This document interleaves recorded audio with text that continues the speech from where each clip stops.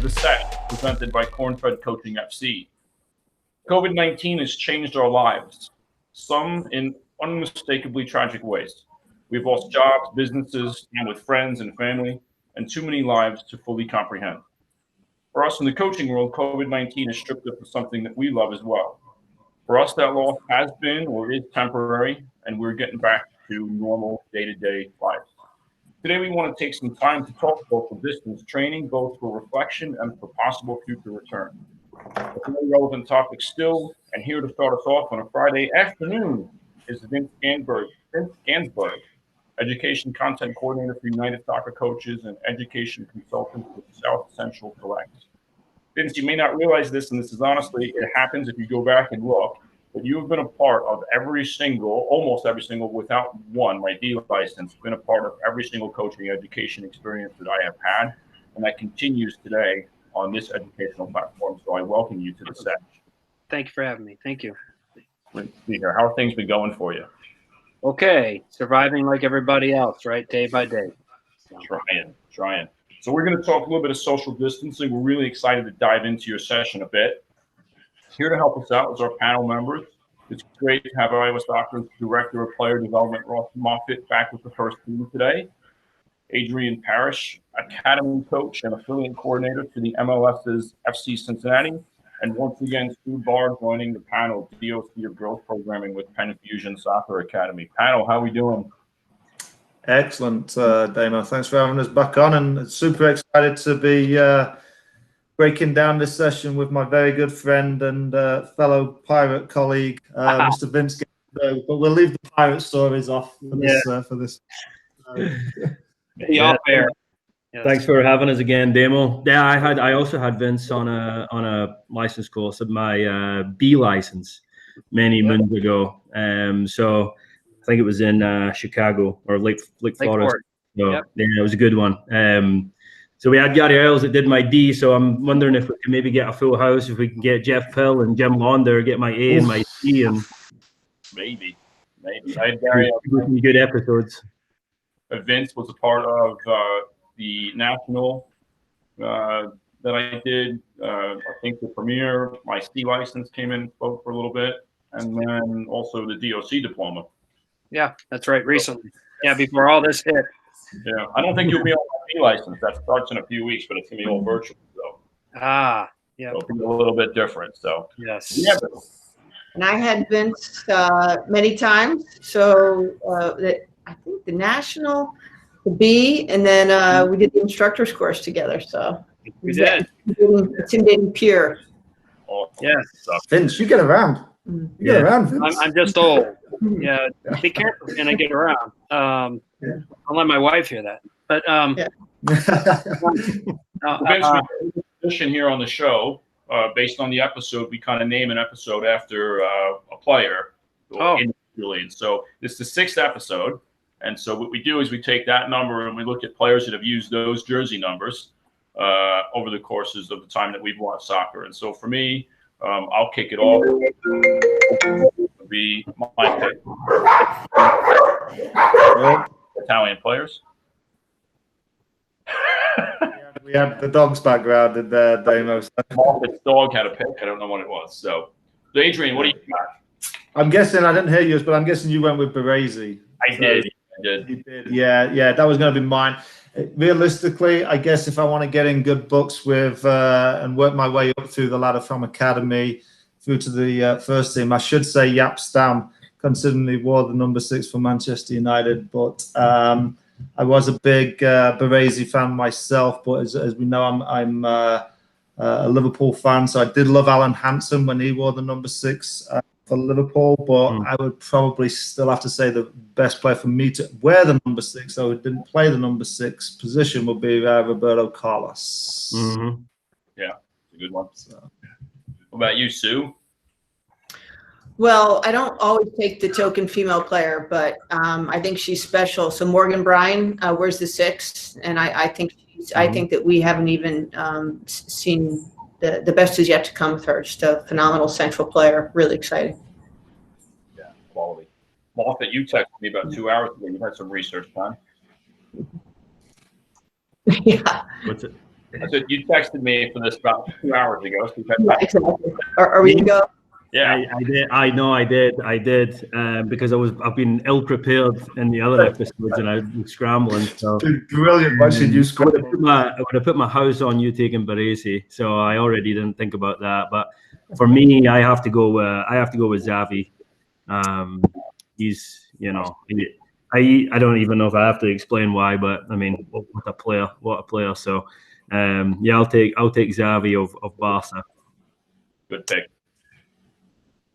Yeah, all of those are great. I mean, Bobby Moore was a 6. I never really got to watch him play. Xavi, Roberto Carlos. Xavi is definitely one that stands out. I think Beckenbauer actually wore number 6 when he was with the Cosmos, not when he was with West Germany. And then, but a player that has a 6 in it, I don't know if that counts. 16, that would be Roy Keane, right? Yeah. So. Slow down. Maybe we make it the 16th. We'll bring you back on for the 16th. Yeah. You can join the panel. You can join the panel for the 16th episode. No, you might not want to after this one. Yeah, so I would say Xavi for me. Awesome. Awesome stuff. So, Vince, if you want to jump in, you want to share your screen? All right. Well, again, thank you very much for having me on today. I'm honored and appreciate. Hope everybody on this on the receiving end of watching this is safe and healthy and in these unusual times. So when COVID first came out, one of the biggest requests that Ian Barker, my boss, and I received from clubs was, can you please help us with some physical distancing activities? Because clubs were they didn't know what to do. And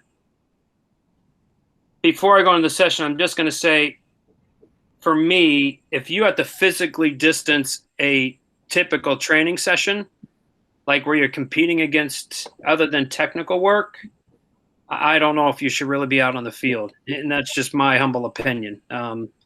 But we're out there and we're playing, and some states you have to, keep your players physically distanced even when they're competing against each other.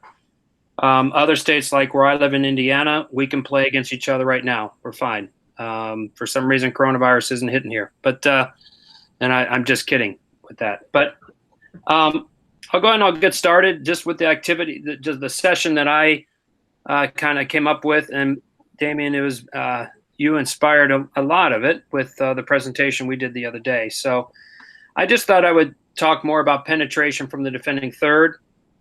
And how maybe if you're a club coach, how you might go about doing this, or a high school coach, or maybe even a college coach. But we know a lot of the high schools and colleges aren't even playing right now. Like Colorado, I think they pushed everything back to the spring for high school. Vermont high school, you have to wear masks while you play, which I'm thinking, well, why in the heck are you letting the kids play? But anyway, but they're still doing it. So, Sue, this might be familiar to you. I don't know if you remember this or not, but this is actually, and just full credit, this is an activity that I saw Louis Matous do. Louis Matous is a U.S. soccer instructor, great friend, great mentor. And so the middle player represents a 6. And at first, basically, the activity, again, you can have 3 grids set up going simultaneously. So how it goes, it's a very simple pass and follow, but they will remain physically distanced. The grid's roughly 12 by 12. You can make it 10 by 10. It depends on how fast you want it to go. But to start, the player checks away. Then they come back. On that cue, the ball is played. Then the 6 plays it right back. They then play to the next person who has to receive it on the outside of the cones. Outside of the cone. And then the last player dribbles. And then while that player is dribbling, this 6 should be checking away, right? And so hopefully it's done seamlessly. But it's pass and follow. You can change the 6 in and out whenever you want.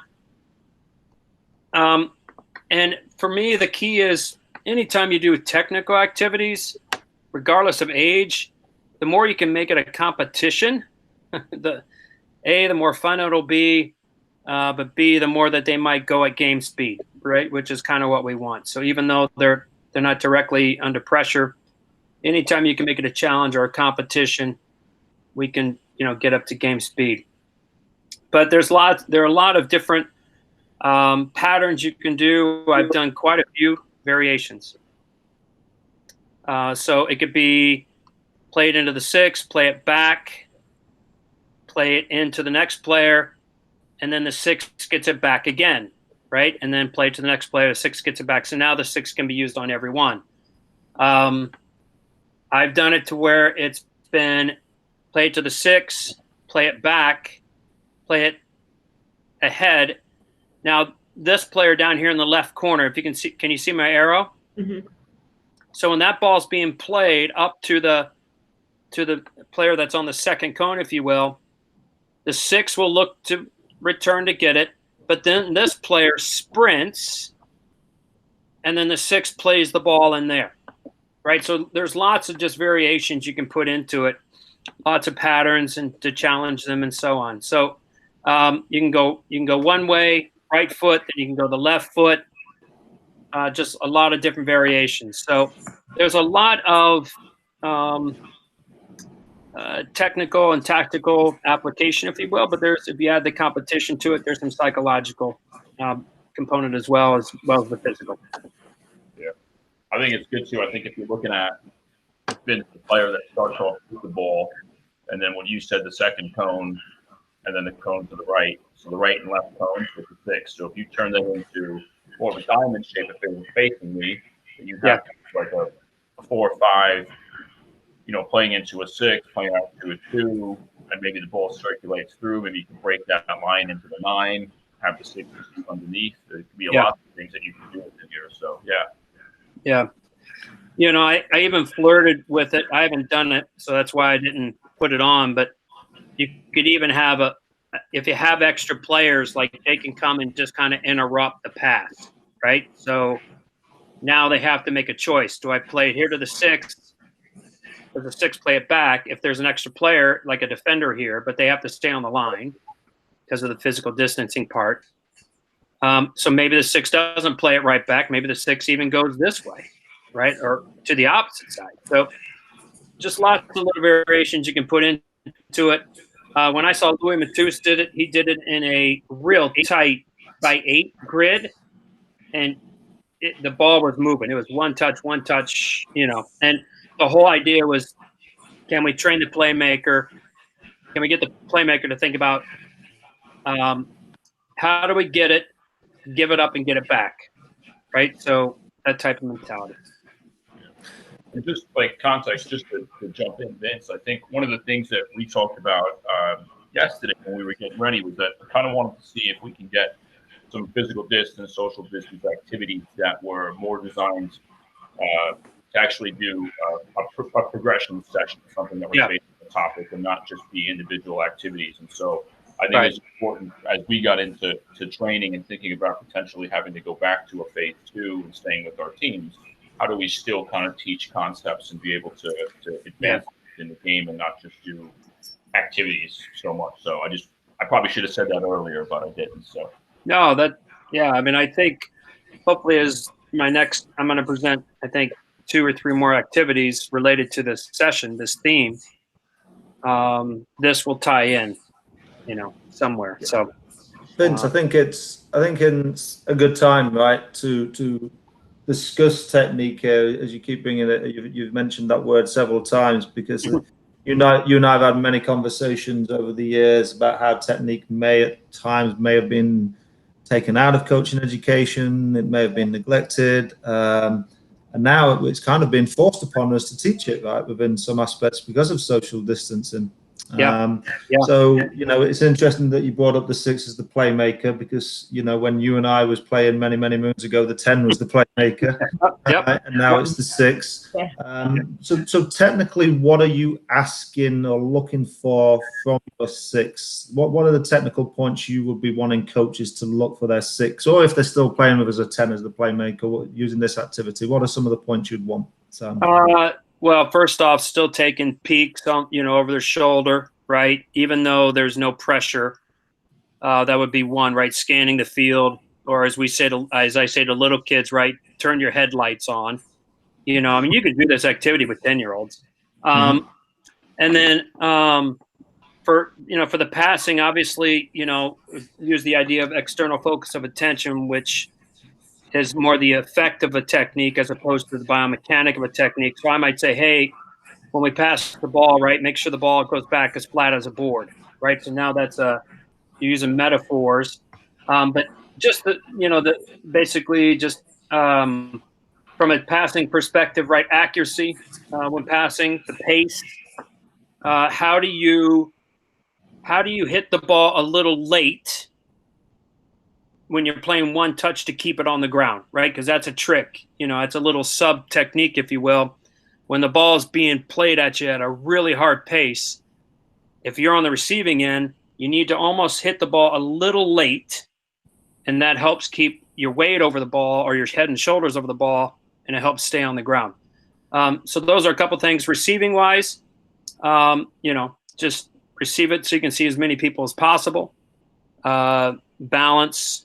And then, again, I'm really big on just using different words, right? When we pass the ball, play it to the vision foot, right? So the foot that allows your teammate to see, right? So if I play this ball, for example, if I get it back and I play it there to that player's left foot, she has to literally turn around and it slows down the game, right? So it's more the application of the technique, but you're still heel down, toe up, plant foot, toe, pointed. All those biomechanics are internal focus of attention pieces, but can you throw in some external focus as well? I think it's great there, Vince. We've had this conversation with some of our other guest speakers about terminology and things that you use, and I think just little bits that work for your players is fantastic. You've put some things there, and I could see Damo's writing some notes down, and I'm thinking myself mentally, oh yeah, I've never thought of using that one before. So I mean, what works for us, but we're all still trying to get the same message across with it, the technique, right? Without actually making it almost old school, like you said, go down, ankle locked, etc., etc. Some great little terms there, Vince. Great. No, thank you. No, I'll again, I can't take credit. I mean, the idea of external focus of attention was introduced to me by a guy named Dr. Fritz Edel, who's at Butler University. And he played soccer. He teaches in the education department at Butler. And he said, Vince, when you do these coaching education, do you ever talk about this? And I'm like, no, we've always talked about the internal parts, the biomechanics of it. And he said, well, the research is showing that you do have to address the biomechanics. But sometimes if you just tell them, hey, for example, if you want to make the ball bend, just make the ball spin sideways, right? Figure out how to make the ball spin sideways. So that's external focus. So now I can see the effect of my technique. It's like shooting a basketball. When I shoot a basketball, I want to follow through with my wrist, but I want to get backspin on the ball. So that's when I know, if I see the ball have backspin on it, I know I followed through right. Same thing with shooting a soccer ball. Can you hit it with little to no spin? Right, when you shoot it, or can you make the ball dip, right? Like Rose Lavelle's goal in the World Cup final. I mean, that was just perfect, textbook, perfect how she hit it. So, it's just something that I've kind of picked up recently, and I've been using a lot with kids and even older players. I'm coaching a high school group, and we use terms flat as a board. Ball tied to your string. The ball is tied to your foot, right, with the string. Or dribble at the defender to make them twist and turn. So now they know that they're faking and feinting, and right, how can they make that defender twist and turn? So I think that's really interesting, and it's probably even more. I think that's always relevant, no matter the circumstances, but even more so if we're in a kind of a social distancing setting where we don't have the the normal game kind of cues and moments happening. So you might have to get creative with some of that terminology and the external. Because I even remember, Vince, we were talking at the beginning about I had been on my B license with you, and I actually remember you doing that to me as an adult. Just for an example, you said I think I had done a fairly competent job, but you probably knew I had a little bit more. And you said, right now you're a regular TV, but we got to get you to high definition, and more detail and be more sharper. So I think you do a brilliant job finding those creative ways, and it's powerful as a teaching method. Yeah, thank you. Well, thank you. So should I go on to the next one? Yeah. All right. So the next one, it's trying to tie in a little bit of, it's trying to tie in a little bit of penetrating. So it's a small activity. So the question I always get, well, what if you have more than 10 players, right? So could we set up another area? Yes. Could we set up like a technical area for, another group of 5? Again, physically distancing them. Sure. Could we add bumpers 6 feet apart? I guess. Yeah. But the idea is that they all have their little squares or their spaces, and the yellows are going up towards the 2 little counter goals.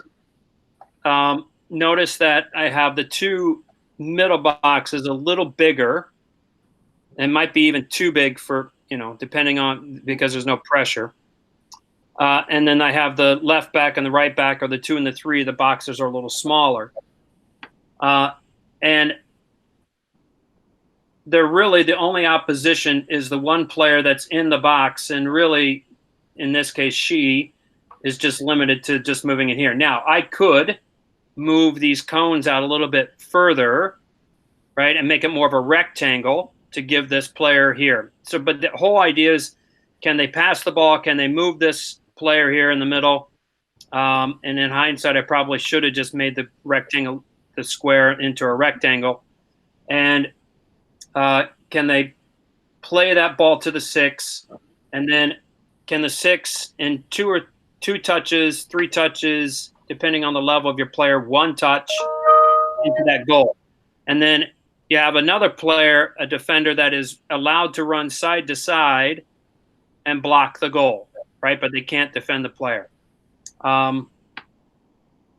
So I have on the outsides, though, if, for example, the Blues miss, the blue defender wins it, or the player here, that the 6 that you're trying to get the ball to, misses, then the Blues can play a little game of keep away, if you will, or they can try and score. Now, I don't know if you see here, but the counter goals, I have them angled out. And I've been doing that a lot lately, where I take the goals and I manipulate them in a way.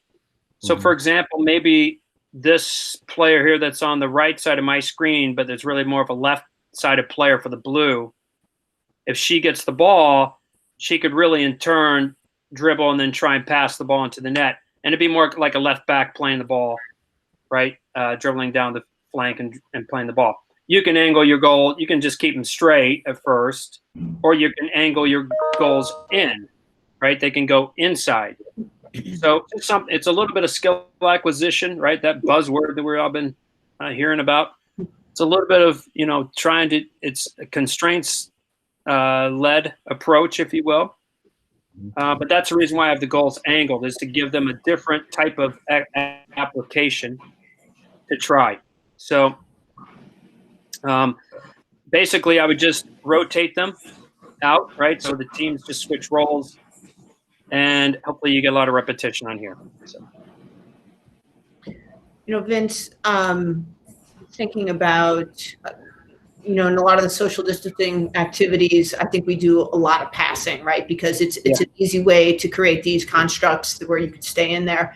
But really, the game, that's not what the game looks like, right? So I liked in your last activity that you had, running with the ball, and then maybe there's a way to still be safe in these channels and add that running with the ball, and of course trying to keep things present. We're watching the Champions League and we're watching Alphonso Davies and how exciting he is on the ball, and trying to connect that a little bit in here as well. Yeah. Yep. Yeah, absolutely. And you can even, it could be, if the left back or the right back, if they want, they can dribble forward, right? And then that's the cue for that 60 to pull away. So there's, very good suggestion, Susan. And you're right. I mean, this to me is very scripted. It's very, that's why I go back to the original statement. It's tough to make it really realistic in this type of setting, so, but, I think if in hindsight, if I should have just made the square a rectangle, now there's more of a challenge here. And now maybe this player does dribble forward, right, to get the ball in there. I don't know if that helps. I think that's a good little touch on there. If you were to make that bigger, right now the 2 or 3 could just dribble through, which does create, like you said, an opportunity for. I mean, if the 3 dribbled up and got into just to the left side of that cones area that you have. And the 6 were to peel off a little bit. The defender takes away the near goal. We could be switch point of attack through the 6, and it could be right to the 2 on the other side. So there's a lot of things that could come out in it that are functional and relatable to the game. It's a bit more than just having a kid in a square doing whatever. So. I agree. I mean, I think we're never going to replicate the realism of a full contact exercise, but I do think that we're already a long way down the path of showing that you can set up exercises that are somewhat functional and have elements of realism in them. I mean, I know that when the COVID first came in, I was thinking, well, I guess it's 1 player, 1 ball for until we can train again or whatever. So I mean, the creativity here shows that if you do have to get creative, but it is possible. You'll never get 100% realism, but you can at least get some of those elements, and you've showcased that well there. No, thanks. And again, in hindsight, I should have made this a rectangle. But maybe you start this way, right? And then this player is really bored. So, right. So now, make it a little bit bigger so she can now really try and defend and interrupt and all that. You can even put 2 boxes, right? You can either do a box here and then a box here. I mean, so now they got so maybe now the center back can work on splitting, just lots of variation. There's a few variations you can do. So, Vince, it's funny. We all have these aha moments, right? Normally we have the aha moments and we change things when we're in the middle of the session, right? Which is great. That's coaching. I mean, I've coached courses with you before, and we said to candidates, if you can realize you've got to change something within the training session, that's coaching. What was your aha moment about the way that you've got the goals set up for the blue team? You said about angling them. I'm just intrigued to see when it was, because I kind of had a aha moment with my U13s last night about it's similar to I think kind of similar to where you're maybe going to go with this. So I'm intrigued to see where this came and your idea about angling those goals the way you have them. Yeah, the reason why is because maybe I want the players on the outsides, right, to dribble and try and penetrate, right, and try and play that diagonal pass in, because if this is a winger or if it's an outside back and they're dribbling forward, right, then now it's almost like that little final ball that's on a diagonal. Mm-hmm. I did it at the convention. I did this game at the convention this past Baltimore. Gosh, that seems like forever ago.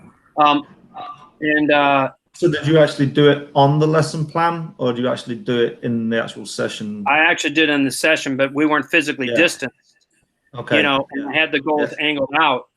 Yeah. And what happened was the ball came in, popped in, and it would pop back out, and then the kids would try and then I would say, okay, well, it's not there, so maybe what do we do? And then we got to go the other way, right? Yeah. And then I had the same way on the other end too. I had the goals angled out, and what would happen was, if the ball was, let's say they were trying to penetrate down my left, or the Blues' right-hand side where my arrow is.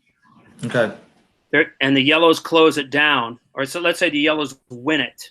Yeah. So, and this is non-physical distancing.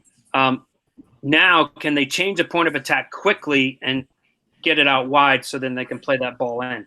Sure. So, and I've also done it with the goals angled, where it's been box to box, but the goals have been angled out. So now you get that outside back bombing on, right? Yeah. And then so they can play that ball in. Yeah, it's just something that I've tried and I've played with around a little bit. Yeah, it's great. Just simple. I kind of, no, it's very simple, because I had a moment last night where we was doing a very, very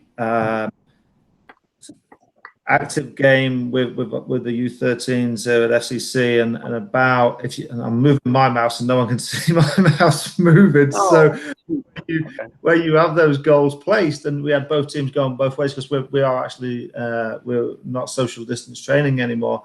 Yeah. But if those are the outside backs and those are the wingers, if you actually look at the statistics of Manchester City this year, those are the areas that those players get into, and that's where they score the most goals.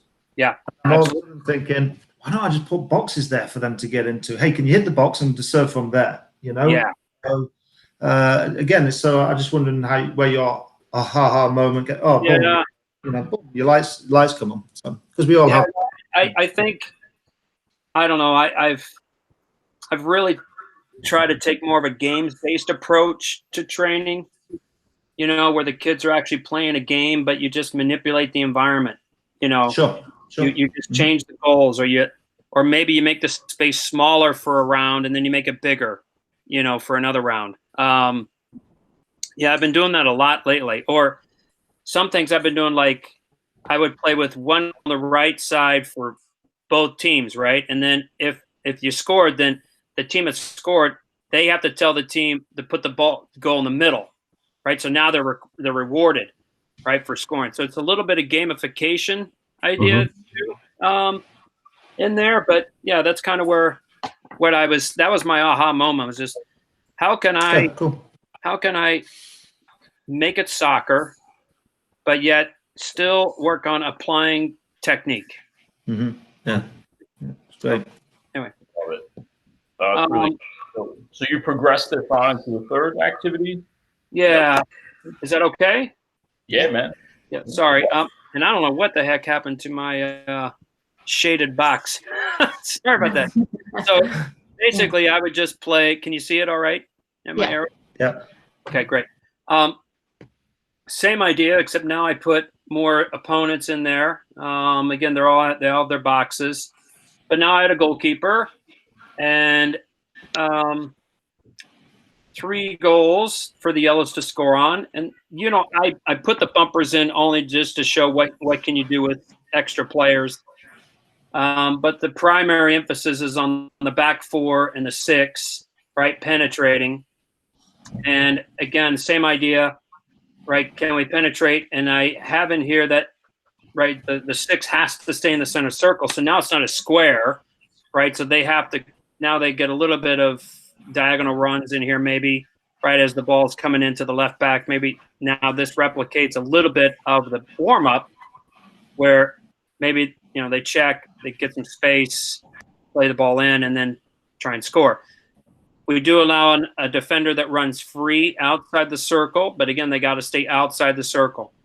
So it is prohibited. I don't know if you can see on the right-hand side how I shaded the cone area.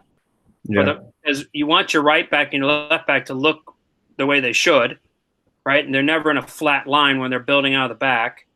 So I just basically extended, if you will, that I made a little bit longer for that right back the opportunity to get the ball. So when the Blues get it, 5 passes to score a point. Or the other thing I didn't put in there was if they get the ball into the striker and the striker gets the ball into the keeper's hands, okay, that gets a point too, right? So that was the other little variation I was going to put in there. But, and yeah, Susan, to your point about dribbling, so maybe here in this case, the ball could come and then that player could dribble up, right? and they would still be opposed because this player is allowed to move. Mm-hmm. Right. So you incorporate a little bit of dribbling on the outside backs. So, yeah, that's that activity from there. So those are my 3 main activities. Yeah, this is really good. I mean, this gets you about as game realistic as you're going to get within distance training. And there's obviously, you know, you're going to have full transition for both teams. There's a big goal, which is great. You got goalkeepers. Yeah. Yeah. Is there? So I'm trying to play catch up and looking at it. You've got 1, 2, 3, 4, 5, 6, 7. So the 5 are going at. Are you allowing movement within these areas? Yes. Yeah. Basically, within the boxes. Yeah. And then becomes like 1 player per grid, let's say. Yes. Yep. I give, for example, here though, I don't know if you can see. So I give the center backs a little bit of. I don't know if you can see my arrow moving back and forth. Yeah, we got it. Right. So the center backs they get a little bit of lateral movement here and here, but the outside backs are in a tight, more narrow area, a little window. I mean, there are a lot of ways I thought about skinning this thing. You know, could I make this instead of a box for the blue again? Could I make this a rectangle? Right. So it's a little bit more difficult. Yeah. So that's kind of the gist of it. But the idea is that, you know, the principles of the game come out, right? Safety versus risk. Mm-hmm.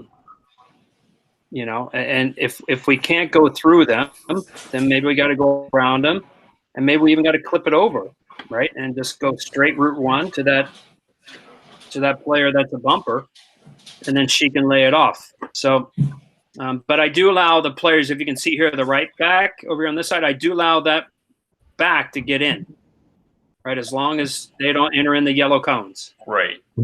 They're okay. And then so the blue defender that is behind the striker, so I'm assuming is like your 10. That person's going to have some freedom to move laterally within their field as well, which is going to at least take away some angles and you know, gaps and make things a little bit realistic. Yeah. I mean, and obviously, with your goalie, you know, you've got your goalie involved, and if they're not getting enough, you know, activity from this, you could actually add bumpers going the other way. Now it would be a little bit unnatural, but let's use your gamification. But ultimately, you're bringing out all the angles. That's what's so great, is that you're and in some ways it's still a great opportunity to show angles when you do keep them in the confines. Some upside. Yeah. So I mean, from here though, I mean, I don't know what else you can do. You know, if you're limited by your, you know, your governance. You know, if your city says no, all athletics have to be physically distanced, then this is probably about what you're going to be able to do. You know. It'd be difficult to progress any further than this. This is about as close as you would get. But I mean, you can still coach decision making. You can still coach a little bit of movement. There's still application of technique, and you know, you can still coach pretty much in the traditional way you would coach with an exercise like this. Just, you know, you're just missing that full pressure, really. Yeah. I mean, and God bless those coaches that have had to do this. I mean, geez. So. I'm intrigued on that as well, Vince. You know, I mean, like I said, I think you said Indiana is full go, right? Yeah. You know, Kentucky, Cincinnati, Ohio, Kentucky is still not full go, but Ohio is back into full go. Damo, you and I had a conversation this last week or whatever that Iowa is not the case there yet. Well, we are now. I mean, it's just there's restrictions in place on there's protocols as far as like match days and safety measures put in, but no, we're 100% as of the 3rd. If we spoke before the 3rd of August, then we were still in phase 3, which is not quite full go, but pretty close. Yeah, we're phase 4, 100% at it. Yeah. In all the years that we've all been coaching, I guess we never thought we'd ever have to write lesson plans like this.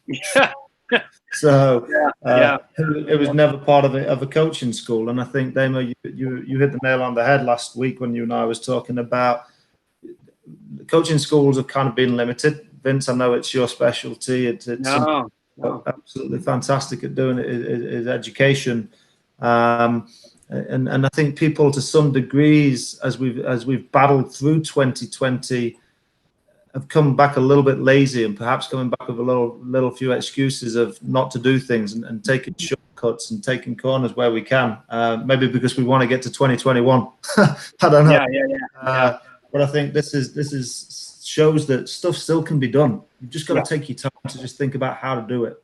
You know. It's this challenge. It's certainly challenging, but you've got to sit down and think about it, try it, and if it doesn't work, you got to come back to the drawing board, right? Yeah. I know last month I was having a conversation with Caitlin Young, who was on the show last episode, and then Sue, and we were talking about kind of the big thing that you really could teach within this stuff is defending. Even though you can't tackle, but it's about making the game better, intercepting passes, and so I think a lot of that stuff can be brought out as well. I think that's kind of a missing piece. So well, do you want me to go on, or is that enough? I'm more than happy to. Got some other activities. Yeah, tell us your favorites. Oh no! Just these are just technical things. And you all know this stuff. Yes. So, but this is more, again, when COVID hit, we had so many organizations ask us for physical distancing activities. And so I just threw up a few of them, created a few of them, and I've used them, but I've used them in the past too, even when we weren't physical distance. So this is just a real simple one called Hot Potato. It's easy with kids. This is more geared for obviously younger kids. But basically, they're just passing back and forth, and when the coach says stop, whoever has the last touch, the other person gets the point, right? So now it doesn't have to be the coach saying stop. It could be a goalkeeper that says stop if you want to work on her or his communication skills. So you could do it right where they're just passing right foot only, passing left foot only. You must take to touch. But again, when the word stop is yelled, whoever had that last touch, the other player gets the point. You can make it obviously 6 feet apart, or the other way I've done it is crisscrossing, right? So now the ball, they interfere and they have fun with it. So that's a little easy one. Diamond passing, you got two teams going at the same time. One team is going around the square. The other team is playing through, right, on a diamond. And you can make. And by the way, all of these should have a competition to it. It should be a challenge, a competition, as opposed to just having kids do it, just to do it. I mean, I think we all know that once we put like a competition on there, or you can gamify it, or you can say, hey, all right, now here's the boss level, right? And they go, oh, what's that? And you tell them what the highest level is, then they want to try it, right? So now you make it a little bit, they play with a little bit more urgency, a little bit more conviction, and they want to do it right. Chain passing, again, they all have their own little grid to play in. This one is just, pass, receive, real simple. Dribble the ball, but then they have to yell to their teammate to get the next ball. They can't go until they yell to their teammate to get the next ball. So they can but there's no moving. It's just pass the ball down the line. But then you can vary the passing, right? It could be skip a player, back, skip a player. I did this with a group of 12-year-olds, and I said, all right, if you're the last player, you have to juggle your age and then put the ball out. Right. So I was honestly, Adrian, you mentioned, right, just kind of changing. I'm just about to say, I'm glad you didn't do that with me, Vince. I've been juggling a long time. Oh, me too. But, there's one of those things I'm like, wow, it's really easy for them because they were a really good group of 12-year-olds. And I'm like, okay, all right, I'm going to do this. And as soon as I said that, they're like, oh, right. But what they did was neat. They said, so-and-so, you go there because you're the best juggler. Right. So it was a little bit of, psychology going in there as well. Horseshoes. This is an oldie, but a goodie.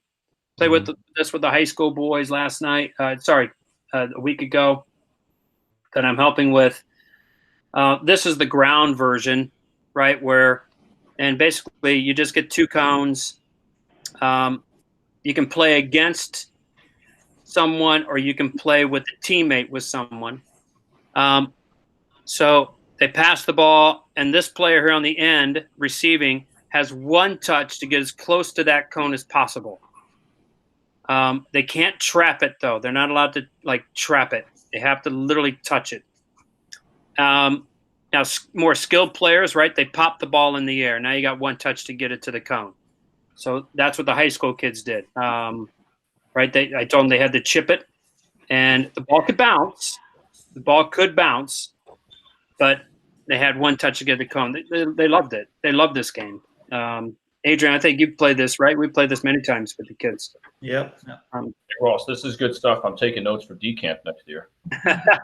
No, and what's really fun is if you get 2 teammates. So these 2, instead of competing against each other, these 2 come over and they share the same. So it's really 2-on-2, right? So, and they compete against each other, and it's a lot of fun. That's a Bobby Clark activity. His Notre Dame guys used to love playing this game. Soccer, tennis, just physically distanced, right? So they all each have their own little area. Same idea, right? Same. You can put whatever restrictions you want to put in there, but they're just restricted to their box. Foursquare, the old Foursquare. Do you all remember Foursquare? Yeah. Yeah, I used to love Foursquare, except I never won. I never made it to the royalty box. We used to call it the king box. So it's basically just Foursquare rules, right? Where you have rotations, and if this player that's receiving can't play it back, or if they mess up, right, then everybody rotates. So Tic Tac Toe. This is a soccer version of it. This one does require a lot of setup. But the kids do like it. I wouldn't use cones these days with the physical distancing requirements. So that's something I would change. I'd have to put down a marker as a coach. Yeah. Right. So it'd be myself and maybe an assistant coach. But basically they go 1 at a time. Player serves, they get 1 touch, and the ball has to stay in the square. If it stays in the square, they can mark it. Well, then the next pair goes. So then they said, you know what, let's go for the middle square. Set up, there's lots of ways you can do it. This is definitely for advanced players. I did this at the convention a few years ago. It's called Pick the Lock, where you got 2 teams. The Blues cannot move. Right, so they're physically distanced. They're not allowed to move. They can move a little bit, but not much. So they're both going at the same time. The team in red is attacking the goal. They always start with the ball from their goalkeeper, and they have to basically pass through the Blues. They offside law is in effect, and they score 1 touch. At the same time, the Blue is trying to interrupt their ball by passing their ball, right? So if they can pass and interrupt it, then they change it. So you go 1 ball, then you go a second ball for the red, but then the Blues have 2 balls going at once. Then the Blues have 3 balls going at once on the 3rd ball. So they each get 3 or 4 balls. Who can score? But it's really, I did this I did a C license too recently as a warm up, and we just had 2 blocks of 4.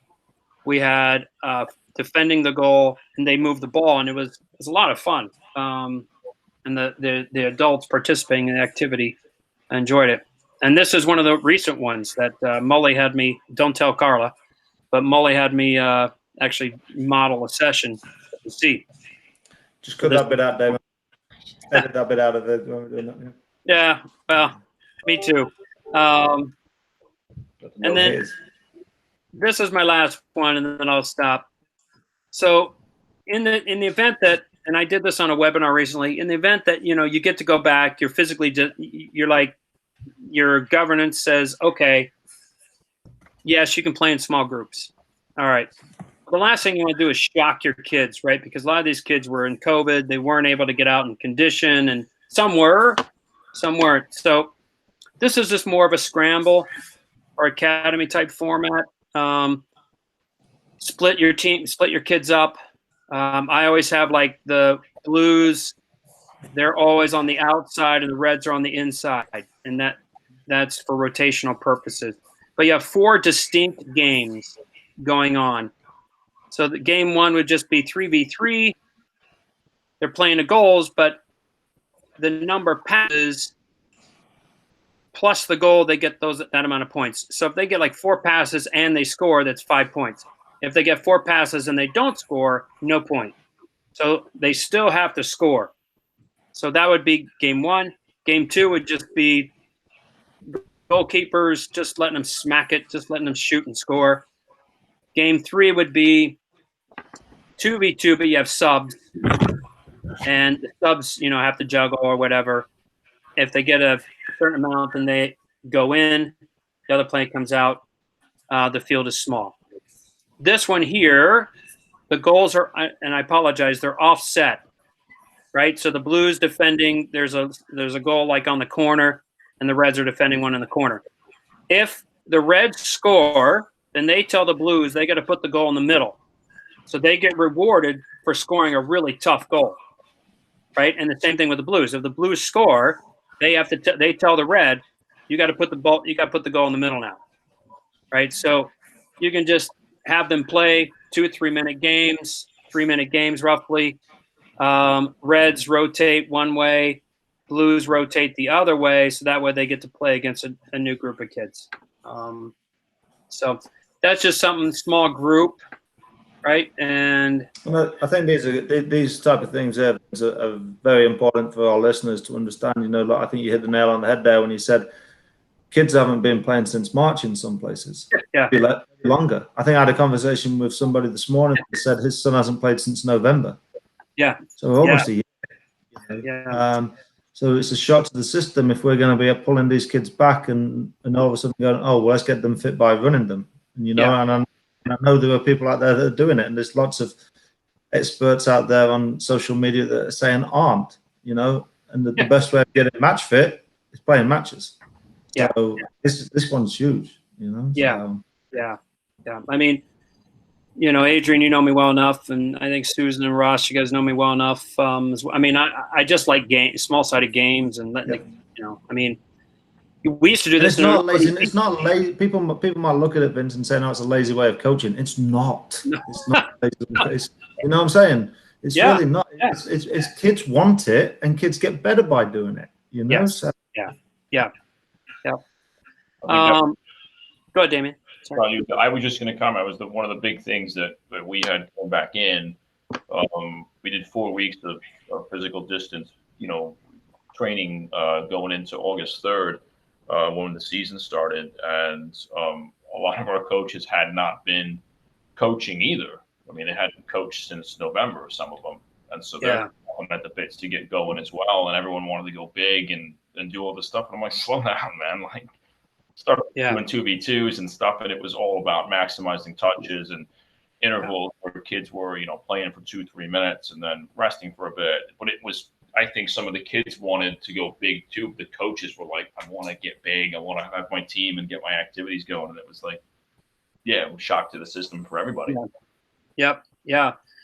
So the other thing too that, you know, that I think could be a best practice is coaches need to allow kids to get together and come up with like different ways to get better, as opposed to the coach telling them, you know.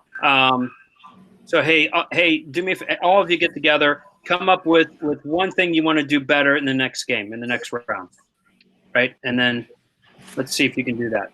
I mean, as opposed to always being the sage on the stage, you know, and you can do that with kids that are 9 and 10 years old. I mean, and it's the old saying, people buy in what they help create, and kids will do the same too. If they help create, for example, a common language,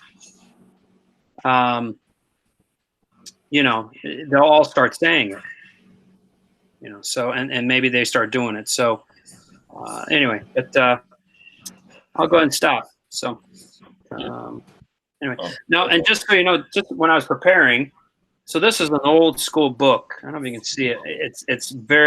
It's rarely out of print. You can barely find it these days, but they have a lot of these. Remember those zonal activity, right? It'd be 3v2 and then into 3v3, and I'm like, yeah. And I was looking at some of, like for example, the third activity I showed. There's something similar to that in this book. It's an old. But I call it the Holy Grail because I've used this for years. This was actually one of my first coaching books I ever got, and it was as a gift from one of my mentors. So he's like, "This is the Holy Grail." So anyway, So I feel like we're a little bit on like Waterboy now, Vince, where you're like, you've got that book, and we're never gonna get it. We're never gonna get your Waterboy book. 600 games for soccer training. That's it. But it's. And look at the figures, like they're little stick figures and stuff, man. There's no triangles and circles in here. I mean, there's. Hey, listen, they're still not my smiley faces that I used to put on my list. Where was that? Which country did you go to? Which country was you in? What's that? Oh, where were we? I was in. No, I was in a Caribbean. Aruba or somewhere, right? Yeah. And they said, "Yeah, look at these lesson plans." I'm like, oh my gosh, that's Adrian's. Faces. That's brilliant. Yeah. Brilliant. Vince, I think someone's given us when we got into coaching. I know I got one I just dug out just now, was given to me by Digby Morgan. Gave me this book when he found out I was getting into coaching. And yeah, I think we all have those lying around. Yes, so. Those go-to. Yeah. Go-to book. What about horse wine? Do you guys have horse wine? Yeah, right here. Yeah. Have you guys gotten that Fanino book? Yeah. Okay, I have that book. Yeah. So good. Yeah. This is great. You know, David, next demo now it's going to be the social distance training book. That's what we're all going to have to write. Brought to you by Corn-Fed Coaching. We got it. I'll just show you this. Hang on, let me find a Liverpool player. Graham Souness. Right? Wasn't he Liverpool? Yes, he was. Hang on. He was a good Scottish player as well, wasn't he, Ross? Well, when, oh, here he is. On the note, world class. Yeah. Number 6. No. This is Terry McDermott. Terry McDermott. Yeah. Great. Yeah. Terry McDermott. I used to read these books when I was in 5th grade, 6th grade. Like my dad bought me this one. So I keep all this stuff. That's good. And I have a brilliant comic book collection too, by the way. If anybody ever wants to see that one, it's a lot of fun. I got one that might rival you.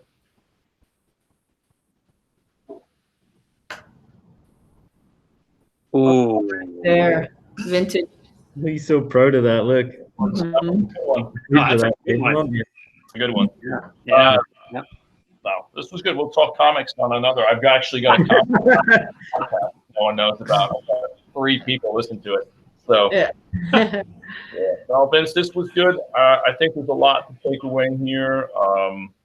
You know, I wrote down some notes as we were going. I think I saw Ross jot down some stuff. Always. I joked around with you, Ross. I definitely might have some more games for the Bear at D camp next year. Yeah, for sure. I think so. We'll definitely be taking some of those in. I think it's great, and it's something that I hope helps people as we're really trying to reimagine what it is that we do on a day-to-day basis, potentially depending on where you are within your state. So I appreciate you helping us out and helping to educate any of the. No, thank you. No, it's I'm furloughed now on Fridays, so it happened to be free. That was good. It's perfect. Yeah, we're furloughed again. So organization. Yep. It's tough right now. But, yeah. I think tough times, but Vince, you're a tough person. You're a great person, and I appreciate you being on there today as well. So tough times don't last, but tough people do, Vince. And I know you've shared great wealth here with us all today, and I appreciate you being on. And next time you're in Cincinnati, let me know. Hopefully, I'll take it to my restrictions cousin. will be lifted. Restrictions will be lifted. So. Thank you. Thank you, Susan. Nice seeing you. Thanks, Rob. Great stuff. So, Thanks, Adrian. Always good seeing you. Thanks, Damien. You too, my friend.